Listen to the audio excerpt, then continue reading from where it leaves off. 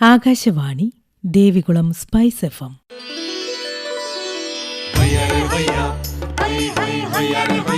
കിസാൻ വാണി.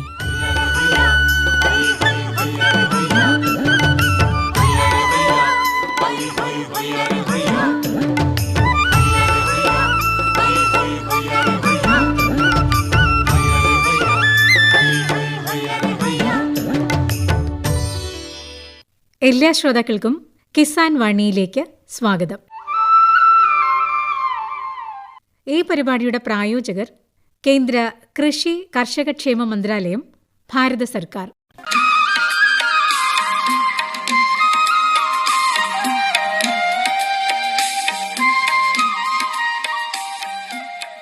പ്രിയ ശ്രോതാക്കളെ, ഇന്നത്തെ കിസാൻ വാണിയിലേക്ക് സ്വാഗതം.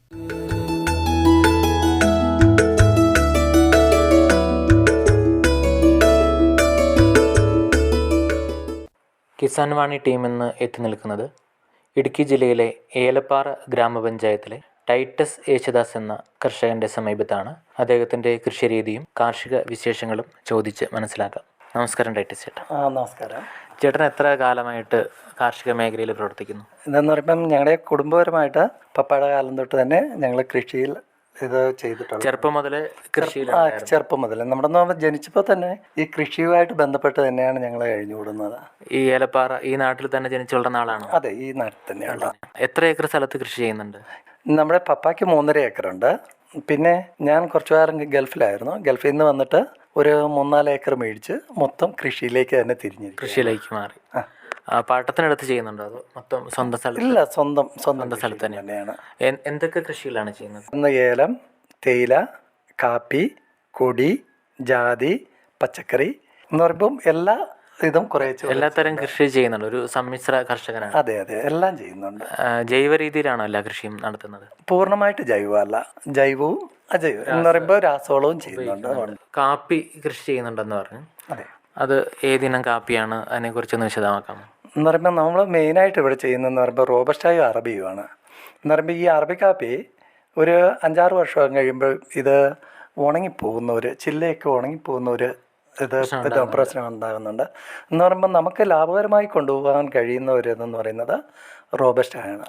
റോബസ്റ്റ കാപ്പിയിൽ നമുക്ക് നല്ല കാപ്പിയാണെങ്കിൽ ഒരു 10-15 വയസ്സ് പ്രായമുള്ള ഒരു കാപ്പിയിൽ നിന്ന് നമുക്ക് ശരിക്കും ഒരു 25 തൊട്ട് 50 കിലോ കുരു വരെ ലഭ്യമാകുന്നുണ്ട്. ഉണക്കക്കുരു കിട്ടുന്നുണ്ട്. ഈ കാപ്പിക്ക് എന്തെങ്കിലും വളം എന്ന് പറയുമ്പോൾ ചാണകമാണ് അതിന് തന്നെയാണ് ചെയ്യുന്നത്. അത് ഒരു വർഷത്തിൽ എത്ര തവണ ചെയ്യാറുണ്ട്? ഒറ്റ പ്രാവശ്യം. ഒരു തവണ ചെയ്യാം. ഒരു പ്രാവശ്യം തന്നെ.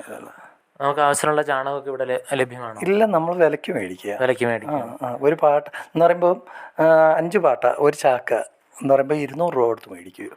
അങ്ങനെ വാങ്ങാൻ നമുക്ക് ഇവിടെ അടുത്ത് ലഭ്യമാണ്. പിന്നെ ഏലകൃഷി ചെയ്യുന്നുണ്ടെന്ന് പറഞ്ഞു. ഏലകൃഷി എത്ര കാലമായിട്ട് ചെയ്യുന്നുണ്ട്? ഏലം ശരിക്കും പറഞ്ഞു കഴിഞ്ഞാൽ ഞങ്ങളുടെ ഏരിയയിലേക്ക് ഏലം കൊണ്ടുവന്ന തന്നെ എൻ്റെ അപ്പായ. എന്ന് പറയുമ്പം ഞങ്ങളപ്പോൾ അന്യാർതുള്ളിൽ നിന്നാണ് ഈ ഏലം കൊണ്ടുവന്നത് തന്നെ. അത് ഏത് ഇനമാണ് ചെയ്യുന്നത്? ഫസ്റ്റിൽ കൊണ്ടുവന്നിരുന്നത് നമ്മളെന്ന് പറയുമ്പോൾ ഈ നാടൻ ഏലമാണ്. നാടൻ എന്ന് പറയുമ്പോൾ മൈസൂർ വഴുക്കാന്ന് പറയും. ആ ഇനത്തിൽപ്പെട്ട ഏലമായിരുന്നു ആദ്യമേ ചെയ്തിരുന്നത്. അത് കഴിഞ്ഞ് നമ്മൾ കുറേശ്ശെയായിട്ട് ഇപ്പം ഒറ്റച്ചിമ്പൻ, നെള്ളായനി, അതുപോലെ ഏലറാണി, ഇതുപോലെയുള്ള ഏലത്തിലേക്ക് തിരിഞ്ഞു. ഇങ്ങനെയുള്ളത് വന്നപ്പോൾ രണ്ട് പഴയ രീതിയിലുള്ള നാടൻ ഏലവും പുതിയ തരത്തിലുള്ള ഏലം കൃഷി ചെയ്ത ഒരാളെന്ന നിലയ്ക്ക് ഇത് തമ്മിലുള്ള വ്യത്യാസങ്ങൾ എന്തൊക്കെയാണെന്ന് വിശദമാക്കാം. എന്ന് പറയുമ്പം ഈ രോഗബാധ ഏറ്റവും കുറഞ്ഞതാണ് ഈ നാടനേലം എന്ന് പറയുന്നത്. ഇപ്പം ഈ ഒറ്റച്ചിമ്പനോ ഞെള്ളാനിയോ ഇതുപോലെയുള്ള ഇപ്പം ഹൈബ്രിഡ് ഏലത്തിനെ അപേക്ഷിച്ച് ഈ നാടൻ ഏലത്തിന് രോഗബാധ കുറവാണ്. പക്ഷെ ഉൽപാദനം കുറവ് പുതിയതിന് കിട്ടുന്നുണ്ട്. അതെ. അപ്പോൾ ഈ ഉൽപാദനം കൂടുതൽ കിട്ടുന്നതാണ് നമ്മുടെ പഴയ ചെടി ഉപേക്ഷിച്ച് പുതിയതിലേക്ക്. അതെ, ഇതെന്ന് പറയുമ്പം ഈ ഒറ്റച്ചിമ്പൻ ഞെള്ളാനിയൊക്കെ സംബന്ധിച്ചിടത്തോളം ഇതിന് ബോൾഡ് കാ കിട്ടുന്നുണ്ട്, വലിപ്പമുള്ള കാ. പഴയതിന് വലിപ്പം കുറവ്. അപ്പോൾ വലിപ്പം കുറവെന്ന് പറയുമ്പോൾ അതനുസരിച്ച് വിലയും കുറയും. എത്ര ഏക്കർ സ്ഥലത്ത് ഏലം കൃഷി ചെയ്യുന്നുണ്ട്? ഇപ്പോൾ ഏലം നമുക്ക് 5 ഏക്കറുണ്ട്. 5 ഏക്കർ ചെയ്യുന്നു. 5 ഏക്കറുണ്ട് എന്ന് പറയുമ്പം എൻ്റെ മാത്രമല്ല പപ്പാടിയും ചേർത്ത് മൊത്തം ഞാൻ തന്നെയാണ് നോക്കുന്നത്. ഏലത്തിനുള്ള ജലസേചന സൗകര്യമൊക്കെ ലഭ്യമാണോ? നമുക്കൊരു കുളമുണ്ട്. അത്രയും. അത് പ്രകൃതിദത്തമായിട്ടുള്ള കുളമാണ്? അല്ല, നമ്മളത് പണിതുണ്ടാക്കി. അതെ. നമുക്ക് ആവശ്യമുള്ള ജലം അവിടെ നിന്ന് തന്നെ ആവശ്യത്തിന് കിട്ടുന്നോ എന്ന് ചോദിച്ചു കഴിഞ്ഞാൽ ഇല്ല, കുറവാണ്. എന്ന് പറയുമ്പോൾ ഈ മഴ തീരുമ്പോൾ തന്നെ നമ്മൾ ഏലത്തിന് വെള്ളം അടിച്ചു തുടങ്ങുന്നുണ്ട്. ഇല്ലെങ്കിൽ നമുക്ക് കുറച്ച് കഴിയുമ്പോൾ വെള്ളം കിട്ടാതെ വരുന്നുണ്ട്. ഇപ്പം 2 ദിവസത്തേക്കൊരിക്കൽ നമുക്കിപ്പം മാറി മാറി നനച്ചു ഓരോ ഏരിയ വെച്ച്. അപ്പോൾ ഈ വേനൽക്കാലം ആകുമ്പോൾ നമുക്ക് ജോലിഭാരം കൂടുന്നുണ്ട്. അതെ, പണിക്കാളുണ്ട്, അവരെ വെച്ച് നനപ്പിക്കുക. പണിക്കാരെ നമുക്ക് ഇവിടെ കിട്ടാനുണ്ടോ? ലഭ്യമാകുന്നുണ്ട്. എന്ന് പറയുമ്പോൾ അത്യാവശ്യം നമ്മൾ 2-3 പേരെ സ്ഥിരമായിട്ട് വെച്ചിട്ടുണ്ട്. കാരണം അവരെ അങ്ങനെ സ്ഥിരമായിട്ട് നമ്മൾ നിർത്തിയില്ലെങ്കിൽ പണിക്കാരുടെ ലഭ്യത ഭയങ്കര കുറവാണ്. എന്ന് പറയുമ്പോൾ ഇപ്പം സർക്കാർ തൊഴിലുറപ്പ് എന്ന് പറഞ്ഞിട്ട് ഒരു പദ്ധതിയുണ്ട്. അതിലേക്ക് ഈ ആൾക്കാർ ഇപ്പം വെറുതെ അവർ ഇരുന്ന് പോയാൽ മതിയേ. അതുകൊണ്ട് അതിലേക്ക് പോകാനാണ് ആൾക്കാർക്ക് താല്പര്യം കൂടുതൽ. നമുക്കിപ്പോൾ തൊഴിലാളികളെ കിട്ടാണ്ട് വരുന്നുണ്ട്. കിട്ടാൻ ഭയങ്കര ബുദ്ധിമുട്ടാണ് ഇപ്പോൾ. നമ്മുടെ കൂടെ ഇപ്പൊ കൃഷി ചെയ്യുന്ന ആളുകൾ മലയാളികളാണോ, അതോ അന്യ സംസ്ഥാനത്ത് വന്നവരാണോ? ഇല്ല, നമ്മുടെ ആൾക്കാർ തന്നെ, നമ്മുടെ ഇവിടെയുള്ളവർ കിട്ടുന്നുണ്ട്. ഏലത്തിന് എന്തൊക്കെ കീടബാധയാണ് ചേട്ടൻ്റെ തോട്ടത്തിലുണ്ടാകും? നമുക്കെന്ന് പറഞ്ഞു കഴിഞ്ഞാൽ ഏറ്റവും കൂടുതൽ ഈ കാലാവസ്ഥ വ്യതിയാനമാണെന്നേ. നമുക്കിപ്പം ജൂൺ ജൂലൈ കഴിയുമ്പോഴേ ഇതിന് അഴുകൽ തുടങ്ങുന്നുണ്ട്. അഴുകൽ എന്ന് പറയുമ്പം കൊത്തഴുകലുണ്ട്, തട്ടമറിച്ചിലുണ്ട്, അല്ലാതെ ഉണ്ട് കുറേ രോഗങ്ങൾ ഇതിനെ ബാധിക്കുന്നുണ്ട്.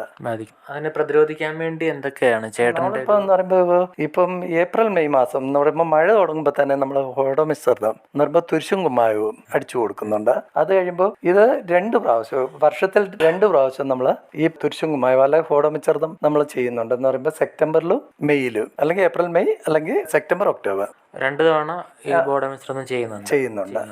ബോഡമിശ്രിതം കൊണ്ട് നമുക്ക് അഴുകലിനെ പ്രതിരോധിക്കാൻ ഒരു പരിധി വരെ പറ്റുന്നുണ്ട്. അഴുകലല്ല, അതെന്ന് പറയുമ്പോൾ ഈ കുമിൾനാശിനിയാണല്ലോ അത് ഒരു പരിധി വരെ രോഗബാധ വരാതിരിക്കാൻ അത് ചെയ്യുന്നുണ്ട്. പിന്നെ എന്ന് പറയുമ്പോൾ ഈ അഴുകലൊക്കെ വന്നു കഴിയുമ്പോൾ നമ്മൾ COC, എക്കാലക്സ് പോലുള്ള ഇത് മിക്സ് ചെയ്തിട്ട് അടിച്ചു കൊടുക്കും. അല്ലെങ്കിൽ നമ്മളിപ്പോൾ നമ്മുടെ കൃഷി വിദഗ്ധരെ നോക്കിയിട്ട് ഇപ്പം നമ്മുടെ ഏലപ്പാറ കൃഷി ഓഫീസറെ സംബന്ധിച്ചിടത്തോളം അവര് നമുക്ക് നല്ലൊരു മാർഗനിർദ്ദേശം നൽകി പോകുന്നവരാണ്. എന്ന് പറയുമ്പോൾ എന്തെങ്കിലും സംശയം ഉണ്ടെങ്കിൽ സാറിനോട് ചോദിച്ചു കഴിഞ്ഞാൽ സാറ് അതിന് തക്കതായിട്ടുള്ള മരുന്നുകൾ പ്രയോഗിക്കാൻ പറഞ്ഞു തരും. അപ്പോൾ കൃഷിഭവനിൽ നിന്ന് നമുക്ക് വേണ്ട എല്ലാ നിർദ്ദേശങ്ങളും അതെ, ഒത്തിരി എന്ന് പറയുമ്പോൾ നമ്മുടെ ഈ കൃഷിഭവനെ സംബന്ധിച്ചിടത്തോളം ഏലപ്പാറയിൽ ഇവിടുത്തെ ഈ പരിസര പ്രദേശത്തിലെ മിക്ക കർഷകരും കൃഷിഭവനെ ആശ്രയിച്ച് കഴിയുന്നുണ്ട്. കാരണം എന്ന് പറയുമ്പോൾ നല്ല പച്ചക്കറി തൈകൾ, അതുപോലെ കൃഷിക്ക് വേണ്ട പ്രോത്സാഹനങ്ങൾ നന്നായിട്ട് കൊടുക്കുവാൻ തക്കവണ്ണമുള്ള നല്ല ഉദ്യോഗസ്ഥന്മാരാണ് ഇപ്പോൾ ഏലപ്പാറ കൃഷിഭവനിലിരിക്കുന്നത്. അതുകൊണ്ട് അവരുടെ സഹായ സഹകരണത്തോടു കൂടി നമുക്ക് നന്നായിട്ട് മുന്നോട്ട് പോകാൻ കഴിയുന്നുണ്ട്. ഇപ്പോൾ അതിൻ്റെ ഒരു ഗുണം നമുക്ക് കൃഷിയിൽ തീർച്ചയായിട്ടും കാരണം എന്ന് പറയുമ്പോൾ ഇപ്പോൾ ഈ പച്ചക്കറി തൈകളെല്ലാം വന്നു കഴിയുമ്പോൾ അല്ലെങ്കിൽ എന്തെങ്കിലും ഒരു ആനുകൂല്യം കർഷകർക്ക് ലഭ്യമാകും എന്നുണ്ടെങ്കിൽ ഉടനെ തന്നെ അവർ ഗ്രൂപ്പിലേക്ക് ഐഡ് ചെയ്യുന്നുണ്ട്. ഗ്രൂപ്പിലേക്ക് ഐഡ് ചെയ്ത് കഴിയുമ്പോൾ നമ്മളത് കണ്ട് നമ്മൾ കൃഷിഭവനുമായിട്ട് ബന്ധപ്പെട്ട് നമ്മൾ പോയി വന്നു കഴിഞ്ഞാൽ നമുക്ക് കൃഷി ലാഭകരമാണ്. മാത്രമല്ല അവരുടെ നിർദ്ദേശങ്ങൾ പാലിച്ച് നമ്മൾ മുന്നോട്ട് പോവുകയാണെങ്കിൽ നമുക്ക് നല്ല രീതിയിൽ കൃഷി കൊണ്ടുപോകാൻ കഴിയുന്നുണ്ടെന്നുള്ളതാണ് സാധ്യത. ഈ വിള ഇൻഷുറൻസ് ഒക്കെ ചെയ്യാറുണ്ടോ? സത്യത്തിൽ വിള ഇൻഷുറൻസ് ഞങ്ങൾ ഇതുവരെ ചെയ്തിട്ടില്ല. പക്ഷെങ്കിൽ ചെയ്തു കഴിഞ്ഞാൽ അത് ലാഭകരമാണ്. നമുക്ക് നഷ്ടം ഉണ്ടായി കഴിഞ്ഞാൽ അത് സഹായമായിട്ട് കിട്ടുന്നുണ്ട്.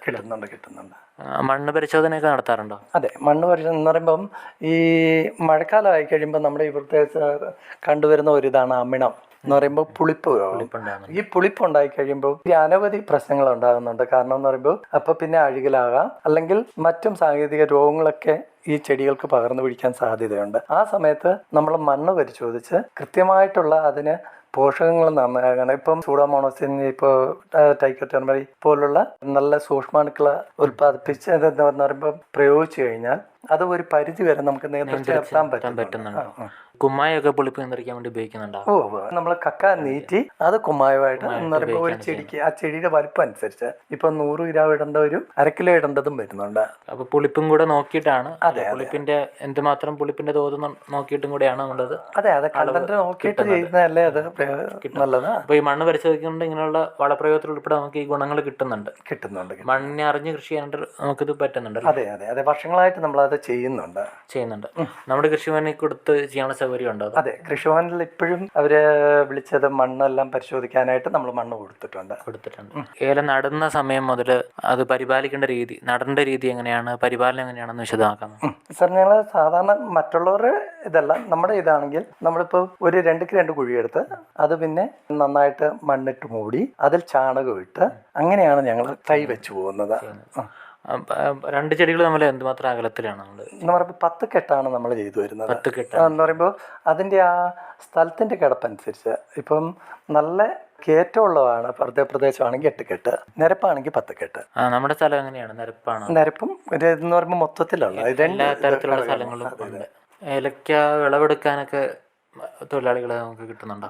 ഇവിടെ തന്നെ നമ്മുടെ അയൽവാസികളായിട്ടുള്ള ജനങ്ങൾ തന്നെയാണ് കിട്ടുന്നുണ്ട് എന്ന് പറയുമ്പോൾ കിട്ടുന്നുണ്ട്. പക്ഷേ ഇതാ ഞാൻ പറഞ്ഞത്, ഈ തൊഴിലുറപ്പ് എന്ന് പറഞ്ഞിട്ടൊരു വിഷയം ഉള്ളതുകൊണ്ട് ഇപ്പൊ എല്ലാ സമയവും നമുക്ക് കൃത്യമായിട്ട് ലഭ്യമാകാൻ സാധ്യത കുറവാണ്. ഏലക്ക ഉണങ്ങാനുള്ള സൗകര്യങ്ങളൊക്കെ ഇവിടെ അടുത്തുണ്ടോ? യഥാർത്ഥത്തിൽ ഞങ്ങൾക്ക് 2 സ്റ്റോർ ഉണ്ടായിരുന്നു. ഇവിടെ ഈ സ്റ്റോറാണ് എന്ന് പറയുമ്പോൾ സ്റ്റോറുണ്ട്. പക്ഷേ ഈ സ്റ്റോറിലൊക്കെ ഈ പണിക്കാരെ ലഭ്യമാകാത്തത് ഒരു ബുദ്ധിമുട്ടാണ്. മാത്രമല്ല ഇത് നമ്മൾ ഒത്തിരി ചെയ്ത് കഴിയുമ്പോൾ നമുക്ക് ഹാർഡ് വർക്കൊക്കെ ഒത്തിരി നമ്മൾ അത് പണിഭാരം കൂടി വരുന്നുണ്ട്. അപ്പം തോട്ടവും ഈ സ്റ്റോറും ഒക്കെ ആയിട്ട് വരുമ്പോൾ ഇതുകൊണ്ട് കൂടി വരുന്നതിന് നമ്മൾ പുറമെ കൊടുത്തു കൊടുക്കും, അല്ലെങ്കിൽ പച്ചയ്ക്ക് കൊടുക്കും. പച്ചയ്ക്ക് കൊടുക്കാനുള്ള സൗകര്യമൊക്കെ നമ്മുടെ മേഖലയിലുണ്ടോ? ഇഷ്ടത്തിനുണ്ട്. എന്ന് പറയുമ്പോൾ ഇവിടെ കായ എടുക്കുന്നവർ അനേകരുണ്ട്. ഒരുപാട് പേര് ഇപ്പൊ ഈ ഏലകൃഷിയിലേക്ക് ഈ മേഖലയിൽ വരുന്നുണ്ടോ?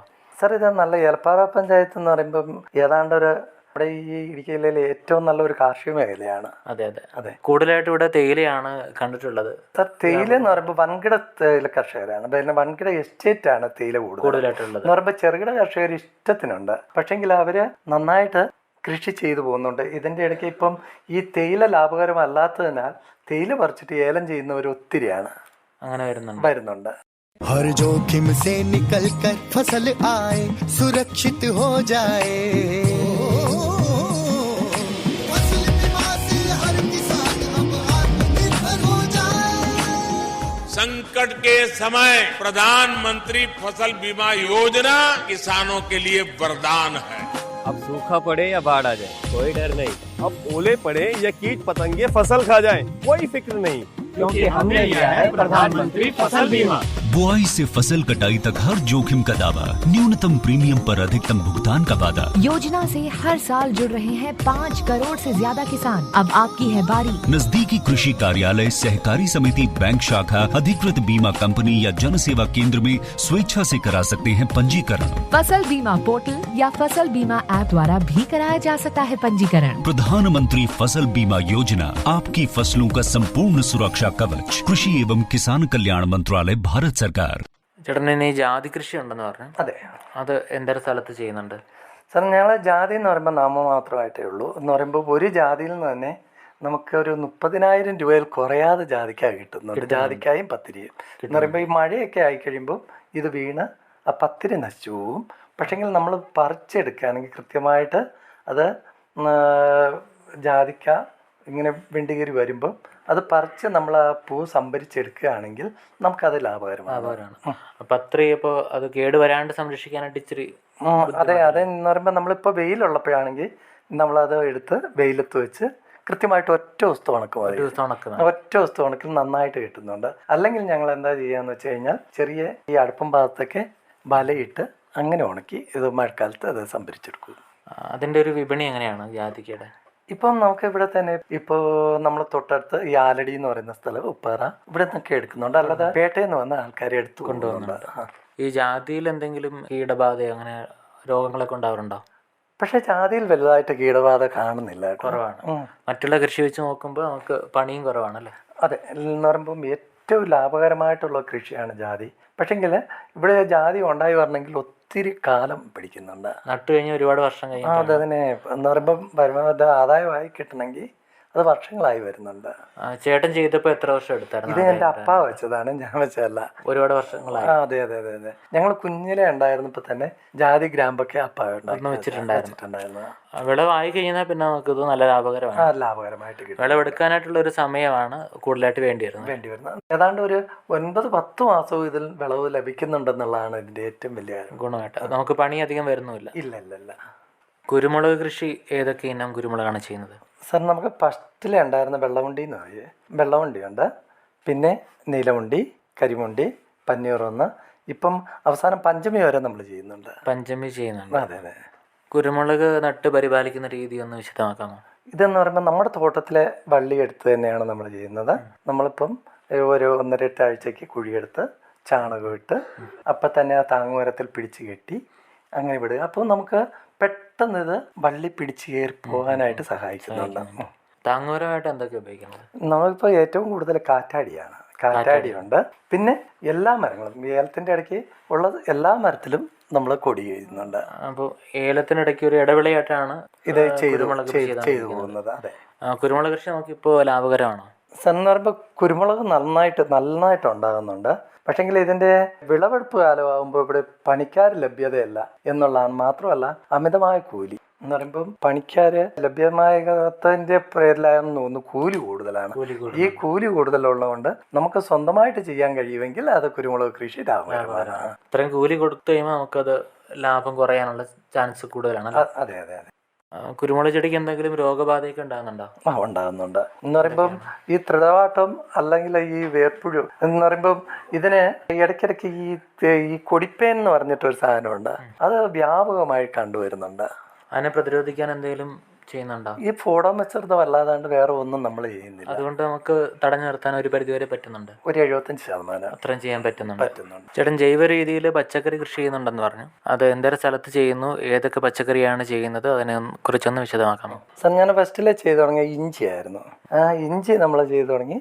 ഇഞ്ചി എന്ന് പറയുമ്പം വളരെ ലാഭകരമായിട്ട് പോകുന്നുണ്ട്. എന്ന് പറയുമ്പം ഒരു 15ഓളം കിലോ വിത്തിഞ്ചി മേടിച്ച് നമ്മളൊരു 20 സെൻറ്റ് സ്ഥലത്ത് അത് കൃഷി ചെയ്തു. പക്ഷേ നല്ല രീതിക്ക് വന്നു അത്. പിന്നെ നമ്മുടെ കൃഷിഭവൻ്റെ സഹകരണത്തോടുകൂടി പച്ചക്കറി ചെയ്തു തുടങ്ങി. പച്ചക്കറി എന്ന് പറയുമ്പം വഴുതന, തക്കാളി, ഈ പച്ചമുളക്, ബീൻസ് നടക്കും എല്ലാ കൃഷിയും ചെയ്യുന്നുണ്ട്. പക്ഷേ നന്നായിട്ട് ഉണ്ടാകുന്നുമുണ്ട്. നമ്മൾ കൃഷിഭവനിൽ നിന്ന് കിട്ടിയ വിത്തുകൾ തന്നെയാണോ ഉപയോഗിച്ചിരിക്കുന്നത്? അതെ അതെ അതെ അതെ. എന്ന് പറയുമ്പോൾ കൃഷിഭവനിൽ നിന്നുകൂടി മാത്രമാണ് ഇത് ചെയ്യുന്നത്. കൃഷി ഇപ്പം ഇടയ്ക്ക് വന്നിട്ട് ഈ നമ്മുടെ കൃഷിഭവനിലെ മേഡമൊക്കെ നമ്മുടെ കൃഷി സന്ദർശിക്കുകയുണ്ടായി. അപ്പോൾ അവർ തന്നെ കണ്ടിട്ട് ആശ്ചര്യപ്പെടുന്ന രീതിയിലാണ് നമ്മുടെ കൃഷി. നമുക്ക് ഹൈബ്രിഡ് ആയിട്ടുള്ള വിത്തുകളായിരിക്കും അവിടെ നിന്ന് ലഭിക്കുന്നത് അല്ലേ? അല്ല, അവിടെ കിട്ടുന്ന തൈകളെല്ലാം തന്നെ നല്ലതാണ്. നല്ല തൈ തന്നെയാണ് കിട്ടുന്നത്. നല്ലതാണ്. നമ്മുടെ വീട്ടിലേക്ക് ആവശ്യമുള്ള എല്ലാ പച്ചക്കറിയും നമുക്ക് തന്നെ ഉണ്ടാക്കിയെടുക്കാൻ പറ്റുന്നുണ്ടോ? ഒരു 75% നമ്മൾ തന്നെ ഉണ്ടാക്കുന്നുണ്ട്. പുറത്തേക്ക് കൊടുക്കാനായിട്ട് നമുക്കുണ്ടോ? ചെറുതായിട്ട് നമ്മൾ കൊടുക്കുന്നുണ്ട്. കടകളിലാണോ അതോ അടുത്ത വീടുകളിലൊക്കെ? ഇപ്പം നമ്മുടെ ഇപ്പം പണിക്കാരൊക്കെ മേടിച്ചു പോകുന്നുണ്ട്. അല്ലാതെ കുറച്ചൊക്കെ കടയ്ക്കും കൊടുക്കുന്നുണ്ട്. അപ്പം ഇത്ര നാളും പച്ചക്കറി കൃഷി കൂടെ ചെയ്ത ഒരാളെന്ന നിലയ്ക്ക് എല്ലാവർക്കും നിസ്സാരമായിട്ട് ചെയ്യാൻ പറ്റുന്നതല്ലേ പച്ചക്കറി കൃഷി?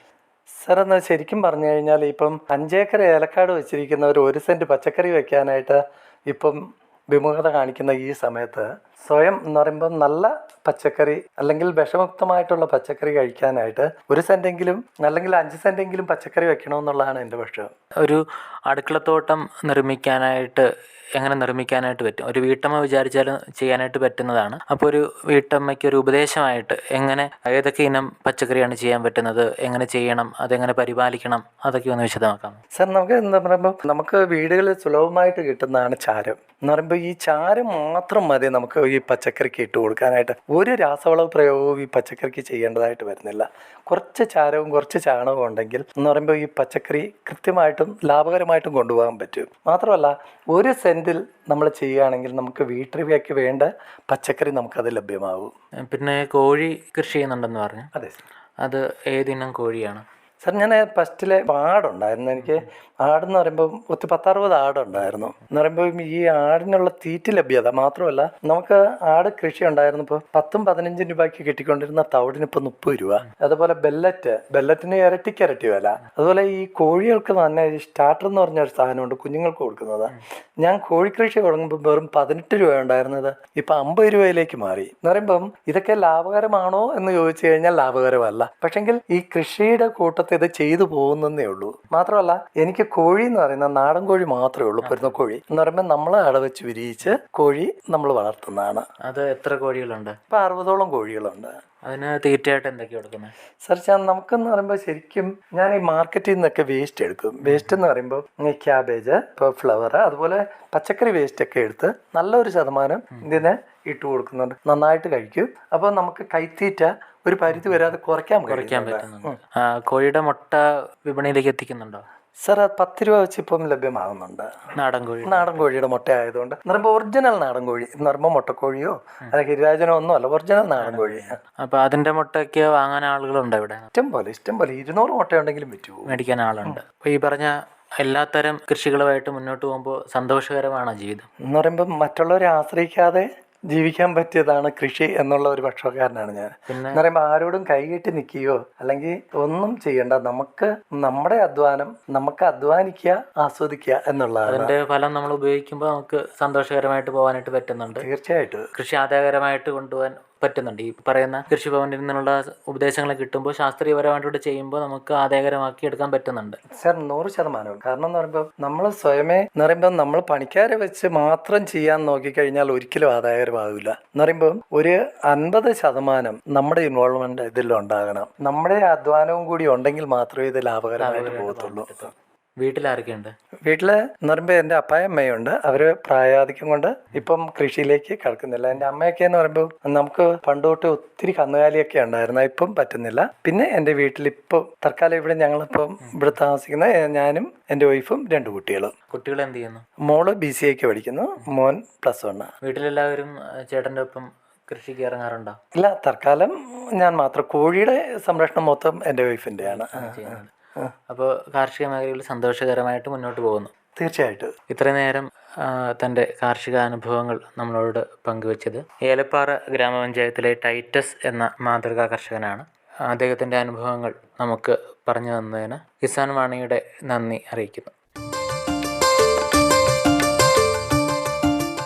പ്രധാനമന്ത്രി കിസാൻ സമ്മാൻ നിധി ഈ പദ്ധതിയിൻ കീഴിൽ 2 ഹെക്ടർ വരെ കൈവശ ഭൂമിയുള്ള കർഷക കുടുംബത്തിന് 6000 രൂപ പ്രതിവർഷം നൽകുന്നതായിരിക്കും. അർഹരായ കർഷകർക്ക് 2000 രൂപ വീതം 3 തവണകളായി നേരിട്ട് അവരുടെ അക്കൗണ്ടിൽ നിക്ഷേപിക്കുന്നതായിരിക്കും. ഈ ചെറുകിട നാമമാത്ര കർഷക കുടുംബങ്ങളെ സംസ്ഥാന സർക്കാർ തെരഞ്ഞെടുത്തുകൊണ്ടിരിക്കുകയാണ്. ഈ പദ്ധതിയുടെ മുഴുവൻ ചെലവും ഭാരത സർക്കാരാണ് വഹിക്കുന്നത്. പ്രധാനമന്ത്രി കിസാൻ സമ്മാൻ നിധി കർഷകരുടെ കൃഷിപരമായ പുതിയ അഭിമാനം. കൃഷി കർഷക ക്ഷേമ മന്ത്രാലയം, ഭാരത സർക്കാരിൽ നിന്ന് ജനതാൽപര്യാർത്ഥം.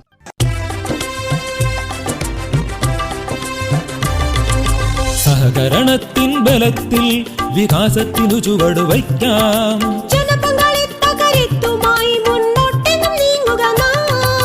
ജനകോടിയിൽ ഈ വിപ്ലവം ഉണർത്തിയല്ലോ വിശ്വാസം. നാം ഒത്തുചേർന്ന വികാസത്തിനെ പതാക പറത്തിടാം. സഹകരണം നമ്മുടെ വികാസത്തിൻ പ്രതീകം.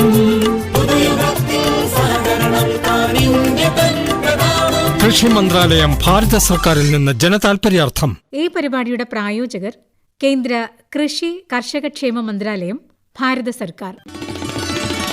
എല്ലാ കിസാൻ വാണി ശ്രോതാക്കൾക്കും കൂപ്പുകൈ.